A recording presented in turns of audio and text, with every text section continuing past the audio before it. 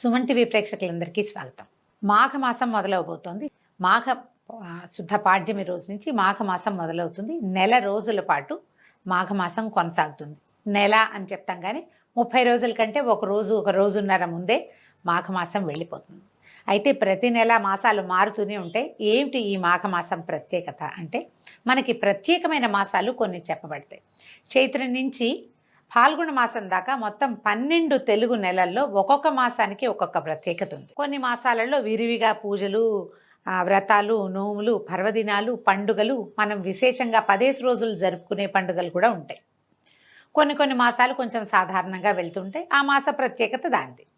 అయితే మొన్నటి వరకు మనం కార్తీక మాసంలో పొద్దున్నే తెల్లవారుజామునే లేచి వాపికూప తటాకాదుల్లో స్నానం చేసి, తర్వాత శివారాధన, విష్ణువారాధన, సాలగ్రామార్చన, ఉసిరి చెట్టు కింద దీపం పెట్టడం, ఉసిరి కాయల్లో దీపం పెట్టడం, ఉసిరి చెట్టుకి పూజ చేయటం, అటువంటి ఎన్నో విశేషాలతోటి ఒక పూర్తి మాసాన్ని మనం కార్తీకంతో జరుపుకున్నాం.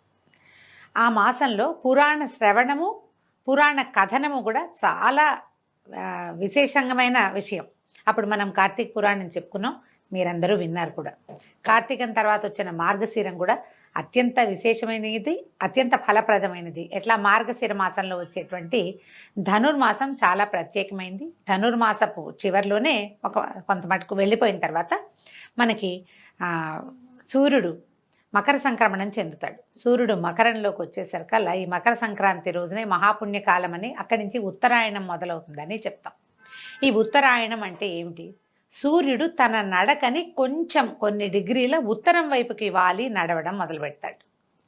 ఈ నడక వాలి మొదలుపెట్టే కాలం అత్యంత ఫలప్రదమైన కాలమని, ఉపాసనా కాలమని చెప్తారు. అయితే దీంట్లో ఈ సూర్యుడు నడక మొదలు పెట్టంగానే వస్తున్నటువంటి లేదా మధ్యలో ఉన్నటువంటి పుష్యమాసము శూన్యమాసంగా చెప్పబడుతుంది. సూర్యుడి నడక మనకి చాలా ముఖ్యమైనప్పటికీ పౌష్యము సగం ఉన్నది కదా, ఇంకా అదేమో శూన్యమాసంగా చెప్తారు. శూన్యమాసం వెళ్ళిపోగానే మొదలయ్యేటువంటి ఈ మాఘమాసము చాలా విశేషమైనది. ప్రత్యేకమైన పర్వదినాలు ఉన్నాయి. మాసం అంతా కూడా సూర్యారాధన చాలా విశేషంగా చేయబడుతుంది. సూర్యారాధన ఎట్లా చేయాలి, సూర్యుడికి ప్రత్యేకంగా పూజ చేసే విధానాలు ఉన్నప్పటికీ ఏ విధానము తెలియని వాళ్ళు కూడా సూర్యుడిని సులభంగా ఉపాసన చేసుకోవచ్చు. ఉపాసన అనగానే అదేదో పెద్ద బ్రహ్మాండమైన విషయంగా కనపడుతుంది, వినపడుతుంది, కానీ ఏమీ లేదు. పొద్దున్నే స్నానం చేయటం, సూర్యుడికి ముఖం చూపించటం, చూడడమే. ఎదురుగుండా సూర్యబింబానికి ఇలా ఆయన ఇట్లా బయటకు వస్తూ ఉంటాడు. మనం చక్కగా ఎదురుకుండా నిలబెడతాం. సుస్నాతులై చక్కగా స్నానం చేసి, దీనికోసం మళ్ళీ మనం నదికో వాపికూప తటాకాదులకో వెళ్ళక్కర్లా, ఇంట్లో స్నానం చేసినా సరిపోతుంది. వాపికూప తటాకాదులకి ఏదైనా నదీ స్నానము, సముద్ర స్నానము చేస్తే మరింత ఫలప్రదము, విశేషము. చెయ్యలేకపోయినా తప్పులేదు.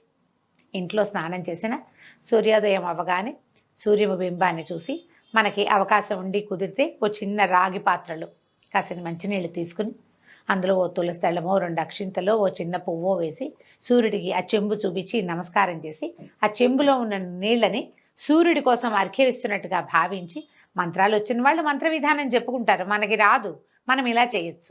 ఏదైనా పచ్చని చెట్టులో ఆ నీరుని సూర్యుడికి చూపిస్తూ కనుక పోసేస్తే సూర్యారాధన పూర్తయిపోయినట్టే. మీరు విశేషంగా చక్కగా పాలతోటి పాయసం ఉండి నివేదన పెడతాము అంటే మహత్తరంగా ఉంటుంది. అది సాగకపోయినా నమస్కారము, అర్ఘ్యప్రదానము చాలా విశేషాన్ని సంతరించుకున్నాయి. ఈ నెల రోజులు కనుక సూర్యారాధన, సూర్యోపాసన చేసిన వాళ్ళకి ఆరోగ్యం సిద్ధిస్తుంది అని చెప్తారు. ఇది చాలా విశేషమైనదని, ఎన్నో రకాల పాపాలు చేసిన వాళ్ళు కూడా ఈ ఉపాసన వల్ల దాన్ని పోగొట్టుకోగలుగుతారని చెప్తారు.